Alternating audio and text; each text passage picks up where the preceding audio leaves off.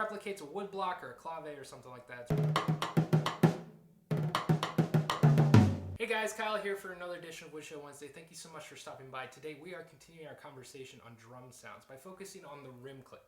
So the rim click, for those of you guys who aren't familiar, is just a variation on how you hit the snare drum. So instead of hitting the middle of the drum or hitting both the rim and the center to get a rim shot, you're actually hitting the rim of the drum to get kind of a poppy sound. Sounds like this. Kind of replicates a wood block or a clave or something like that. It's really useful in kind of down sections of a song. If it's calmer, you'll hear it a lot in like Latin and fusion and reggae and some funk and soul and stuff like that. Really cool tool to have in your toolbox. So to get it, here's what I do. I flip my stick over. I tend to find that the butt end of the stick's a little bit more lively. Place it about like so. You don't want too far out, too far in, just right.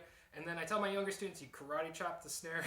You just, to get that hand placement, you pick it up with these two fingers and bring it down. You want to lead with the stick instead of the hand. You don't want to get that kind of flam sound. But try it out in grooves, and I'll see you guys next week.